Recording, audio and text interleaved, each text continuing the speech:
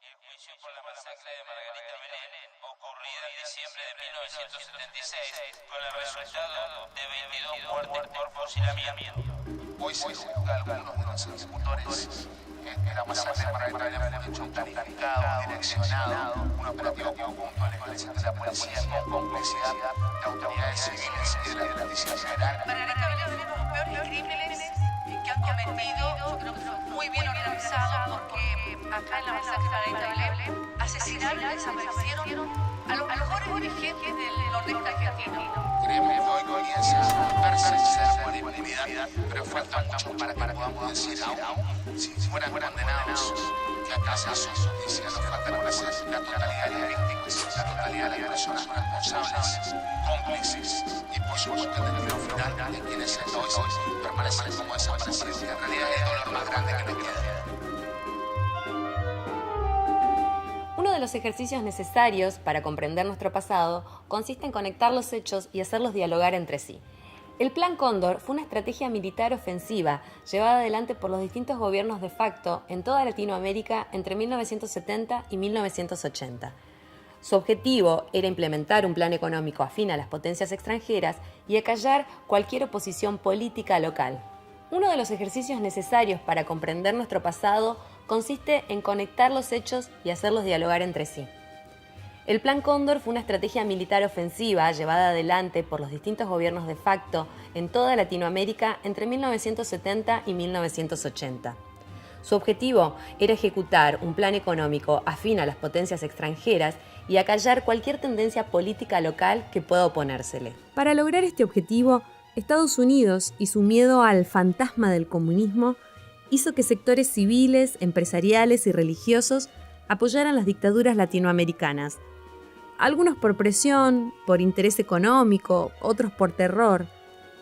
A ninguno de estos sectores les convenían los ideales de redistribución de la riqueza, la nacionalización de las empresas o la libertad de creencias que proponían los gobiernos y movimientos populistas de los años 60.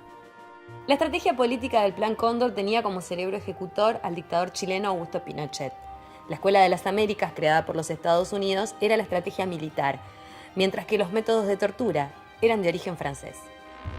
Después de 3 años de soportar el cáncer marxista que nos llevó a un descalabro económico, moral y social que no se podía seguir tolerando por los sagrados intereses de la patria, nos hemos visto obligados a asumir la triste y dolorosa misión que hemos acometido. No tenemos miedo, sabemos la responsabilidad enorme que cargará sobre nuestros hombros, pero tenemos la certeza, la seguridad de que la enorme mayoría del pueblo chileno está con nosotros, está dispuesto a luchar contra el marxismo, está dispuesto a extirparlo hasta las últimas consecuencias. Esta nunca ha sido dictadura, señores. Esta es dicta blanda. Cuando los chilenos vean lo que es el comunismo, cuando los chilenos entiendan los engaños, las falacias, cómo lo están engañando, van a darse cuenta que este gobierno tiene razón. Los señores políticos se den cuenta que estamos en una guerra entre el marxismo y la democracia. Ha quedado demostrado que los diversos sectores marxistas están respaldados por grupos que han planificado una guerra irregular cuyo objetivo final es la toma del poder. El gobierno marxista de Salvador Allende. Que el marxismo-leninismo llegó al poder por ellos. Ellos son los únicos culpables. Con los episodios de la guerra de Argelia, de Ben Bella, ¿no es cierto?, que era el líder del Ejército de Liberación argelino, y el triunfo de la Revolución Cubana. Y a partir de ahí, más las guerras estas que se estaban librando, que eran guerras civiles, el imperialismo en esa época, el imperialismo norteamericano, estaba sufriendo una crisis muy grande en Centroamérica. En Nicaragua estaba el dictador Somoza, la familia Somoza. En Venezuela había otro dictador, y en paralelo a los dictadores que predominaban en toda América Latina, estaban creciendo como hongo las resistencias locales. La resistencia peronista que nace el día del bombardeo a Plaza de Mayo,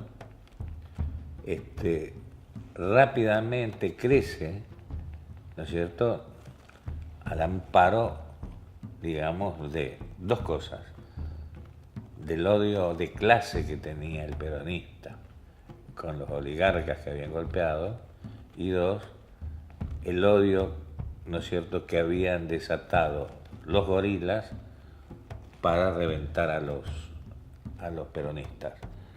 Rodolfo Walsh por ahí comenta, no sé en qué, una nota periodística, que en esa época, en los días posteriores, digo, al golpe del 55, se fusilaba un compañero, en las comisarías se fusilaba un compañero cada 20 minutos. Se lo interrogaba y lo fusilaban. Hay como un auge de masas mundial, y que se expresa, digamos, en las rebeliones estudiantiles europeas, como el Mayo francés y las rebeliones en Alemania, ¿no es cierto? Con Bendit era el dirigente de Francia, Rudy el Rojo era el dirigente de Alemania, y las Brigadas Rojas en Italia.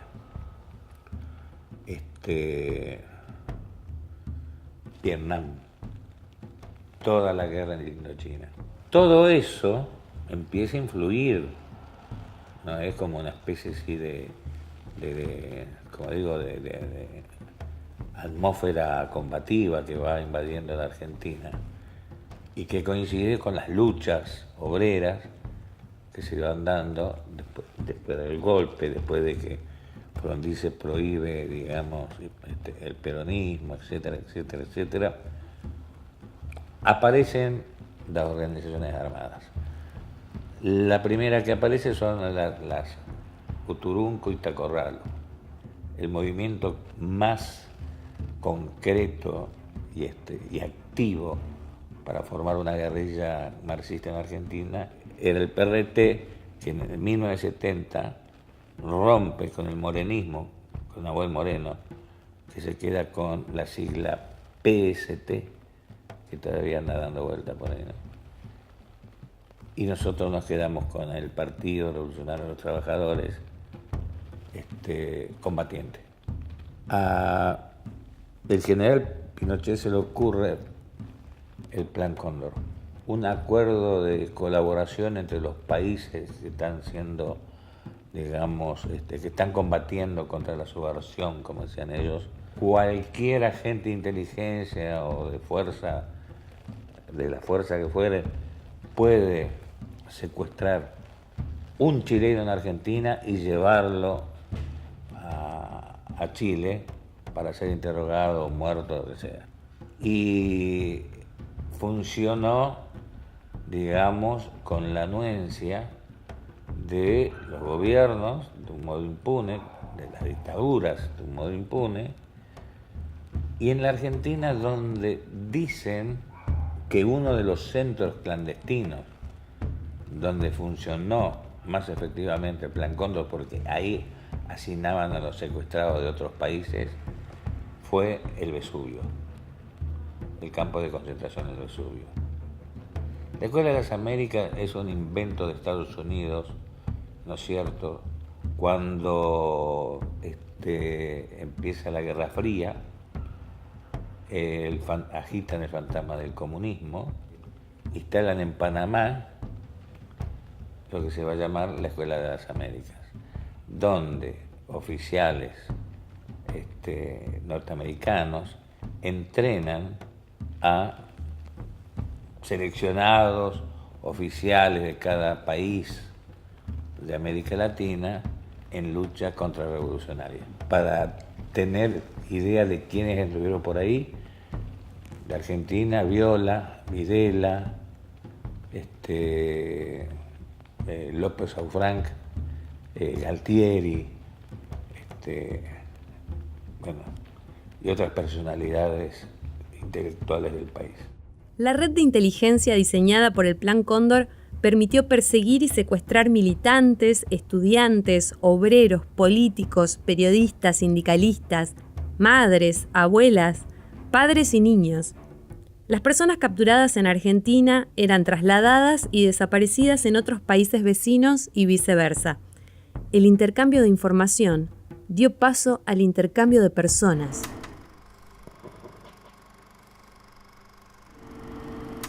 ¿Qué pasó con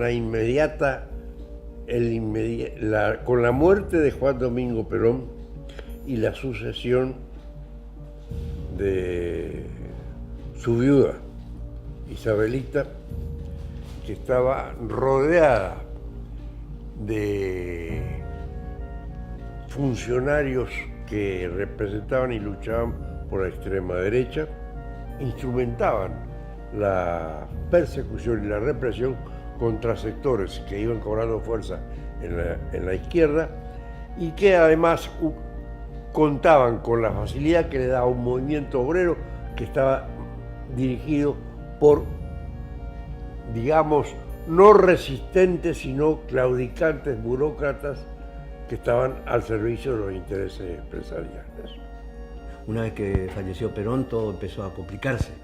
Y el problema con María Estela es que evidentemente se notaba una falta de carácter, que no se trataba de una persona con condiciones para hacer política. López Rega, y con el consentimiento de Isabelita y de todo su equipo, instrumentaron el nacimiento, surgimiento y fortalecimiento de la llamada 3A, que era un movimiento de derecha fascista que perseguía a todo intento de crecimiento de una izquierda contestataria en nuestro país. En lo que respecta a nuestra provincia, esas 3A provocaron varios atentados, dinamitaron las casas de algunos dirigentes de izquierda, silenciaron la protesta por el miedo que predominaba, que se había instalado en la sociedad. Y a partir de ahí empieza en forma cada vez más asidua, con hechos de violencia concretos, llegando a secuestro de compañeros, entraban a unidades básicas donde estaban funcionando los compañeros, los secuestraban en patota, le pegaban una paliza, con desapariciones, con ametrallamientos, con una situación de violencia ya que era manifiesto, ¿no? Explícito. La inmensa mayoría decía que efectivamente que las condiciones cada vez se iban complicando más, que María Estela no iba a soportar mucho tiempo más y que íbamos a tener un golpe de Estado. Con ese temor generalizado que silenciaba al movimiento obrero, a los partidos políticos y lógicamente a la sociedad. Con ese clima se produce un golpe militar el 24 de marzo de 1976, que si no era deseado, era esperado por gran parte de la población. En alguna medida, un cierto sector respiró hondo creyendo que con este golpe militar se podía estabilizar los desarreglos y las desigualdades que se venían produciendo hasta ese momento. Todo totalmente incierto. En determinado momento, Montonero decide de nuevo pasar a la clandestinidad, ¿no? Entonces, justamente por ese estado represivo, eran grupos de civil por lo general, en autos particulares o autos que uno sabía que eran de la policía, por ejemplo los famosos Falcón Verde, pero sin patente, o autos que eran secuestrados a los compañeros en las razias que hacían y después les sacaban la patente y los utilizaban como para reprimir. Había miedo, ese miedo silencia, ese silencio frena reacciones y ese silencio deja un campo libre para el desarrollo de actividades netamente impopulares. Acababa de comenzar el 24 de julio uno de los periodos más negros de la historia nuestra y sin ninguna duda el más complicado y aterrorizante de los de la actualidad argentina.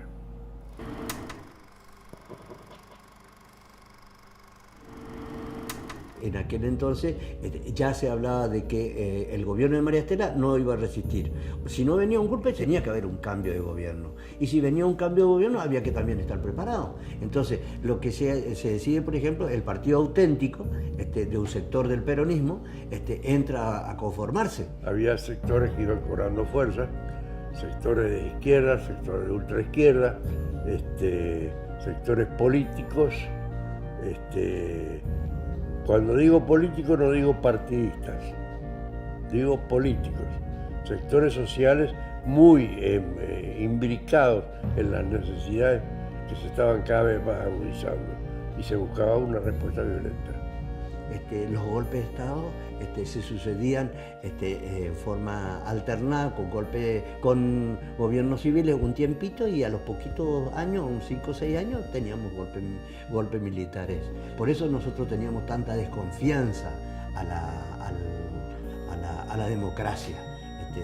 Y que fuimos gratamente sorprendidos cuando llegó el tío Cámpora, digamos, al gobierno. Pero de todas maneras teníamos muy sobre el lomo, digamos, el saber de que la Argentina era un país donde en forma recurrente estaba este clima de gobiernos civiles y golpes militares. Había cambio de opiniones tratando de ver cuál sería el camino ideal para que los sectores contestatarios pudieran canalizar su respuesta, pero no se lo encontraba. La represión era muy fuerte y la falta de respuesta del gobierno popular era inexistente, porque el gobierno había dejado de ser popular, el gobierno había perdido legitimidad, aunque mantuviera la legalidad. La legitimidad de la irrepresentatividad era bien clarita. Hacían y posibilitaban que, por ejemplo, que hubiesen ascensos como los de Macera o los de Videla para que lleguen a las distintas fuerzas a ocupar los cargos máximos. En general, nadie sabía a ciencia cierta de qué se iba a producir, pero todos sospechábamos. Y ellos, me refiero al poder, que estaba el poder oculto atrás, movían con toda y absoluta claridad sus fichas. Miedo a lo desconocido y miedo a una realidad que cada vez se agudizaba más. Los atentados eran cada vez más seguidos. Las muertes, las desapariciones de los dirigentes de izquierda atemorizaban a todo el país, porque además este estado de cosas iba en permanente crecimiento. Y no se sabía cómo hacer frente a esto porque no se sabía cómo actuar. Esa parte de la sociedad desconcertada tomó 3 caminos. La mayor parte, el silencio, esperando a ver qué iba a pasar. Otros se adecuaron enseguida a las nuevas conducciones políticas y un grupo minoritario optó por la violencia. Esa violencia en gran medida respondía a la violencia que se implementaba desde los grupos de poder. Estos grupos que después fueron identificados como la agrupación Montoneras o el Ejército Revolucionario del Pueblo, estaban cobrando fuerza con el respaldo de algunos militantes de sectores de familias progresistas o de sectores políticos no partidistas progresistas también. El clima era cada vez más agudo, más tenso, más violento, había más miedo, menos comunicación, menos predominio del dirigente de los partidos políticos que lógicamente fueron perdiendo terreno. La doctrina del shock es una película documental de 2009. Está basada en el libro de la investigadora Naomi Klein y fue dirigida por Michael Winterbottom y Matt Whitecross. El film explica la doctrina diseñada por el premio Nobel Milton Friedman y la Escuela de Chicago. Esta doctrina propone que a través de impactos en la psicología social, frente a la conmoción y al miedo, se pueden hacer reformas económicas que beneficien a los grupos transnacionales a través del libre mercado. La doctrina del shock es un documento audiovisual indispensable para comprender la aplicación de las medidas económicas durante la década del 60 en América Latina, la Inglaterra de los 80, con Margaret Thatcher, o Nueva Orleans, luego del huracán Katrina. A mí me parece interesante rescatar, digamos, el hecho que teníamos nosotros como contexto, digamos, que en nuestra época, en los años 70, el país estaba muy convulsionado, el mundo estaba muy convulsionado. Lo interesante era que uno tenía un grado de predisposición. Esta democracia podrá tener un montón de inconvenientes, pero estamos viviendo en democracia, digamos. Fundamentalmente había un motor muy fuerte que era nuestra preocupación y era generalizado. Teniendo ya un contexto de país, es algo que por ahí nosotros nos moviliza más, ya sea la desigualdad, buscar un país, por ejemplo, más equitativo, donde todos tengamos un poco más de derechos. También un poco para representar a esos chicos que por ahí sienten que no tienen una voz propia, no se sienten representados, para estar con esos chicos, acompañarlos. Encontrar, digamos, una igualdad entre los mayores y los más chicos y darles una voz, darles opinión, que ellos tengan también un enfoque, que sepan las cosas. Hay otra realidad de cada chico, ya sea que esté tanto acá en Resistencia, siendo la capital, como también esté en el interior, ya sea un pueblo como Pampa Almirón, Pampa del Infierno. La preocupación que nosotros teníamos era qué tipo de arquitecto queremos para nosotros el día de mañana. O sea, cuando nosotros nos recibamos, ¿qué vamos a hacer? Yo antes pensaba que la política era elegir a alguien porque sí y listo, y ya está, y quedaba ahí. Hasta que después, empezando a militar con el centro de estudiantes, aprendiendo las cosas, me doy cuenta que es representar a los que no tienen voz, ayudar, intentar mejorar como persona y ayudar a los demás también a hacerlo. A mis papás, por suerte, no les molesta, pero conozco padres que quizás si algunos chicos se meten en algún movimiento o algo de eso, no, sacalo porque le van a lavar el cerebro, cosas así, sin siquiera saber de qué se trata. Cosas como esa. ¿No son militantes tus padres? Mis padres no. Uh-huh. Mis viejos y yo también empezamos a militar debido a una situación social a nivel país. Hubo un cambio de gobierno que a mi familia en sí la pegó bastante fuerte. Yo a la par de ello empecé a entrar en lo que era un frente secundario para empezar a representar a esos chicos que no se sentían representados, no tenían una voz propia dentro de la escuela. El poder tiene todo en sus manos para cambiar la realidad. La gente común, los que estamos de este lado, lo único que tenemos como posibilidad para cambiar la realidad es la política. Entonces, a partir de que yo comprendo eso, empecé a ver las cosas de otra manera. La guerra contra la subversión internacional era el principal discurso de la dictadura militar para lograr el apoyo social. Una guerra que defendía los valores de la patria occidental y cristiana. De menester continuar la lucha contra la subversión, con una concepción global de la misma y hasta su total aniquilamiento. Al poco tiempo del golpe, la sociedad comenzó a darse cuenta que esa persecución también incluía a docentes, trabajadores, sindicalistas, intelectuales, artistas y todo aquel que pudiese tener ideas consideradas sospechosas. La frase que infundía temor era «algo habrán hecho». Además, el panorama económico no pintaba bien. Inflación por encima del 400%, servicios y precios sin control del Estado, salarios congelados y suspensión a la retención de exportaciones agropecuarias. El lema era «achicar el Estado es agrandar la nación», con la estructura represiva a su servicio, por supuesto. Pero no toda la verdad que esto es una guerra entre la libertad y la tiranía. Lo cierto, lo absolutamente cierto, es que aquí y en todo el mundo, en estos momentos, luchan los que están a favor de la muerte y los que estamos a favor de la vida. El juego en que andamos, Juan Gelman. Si me dieran a elegir, yo elegiría esta salud de saber que estamos muy enfermos, esta dicha de andar tan infelices. Si me dieran a elegir, yo elegiría esta inocencia de no ser un inocente, esta pureza en que ando por impuro. Si me dieran a elegir, yo elegiría este amor con que odio, esta esperanza que come panes desesperados. Aquí pasa, señores, que me juego la muerte.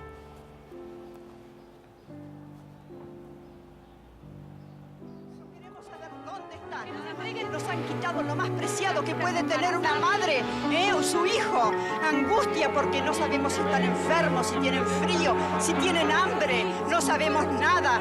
Y desesperación, Señor, porque ya no sabemos a quién recurrir.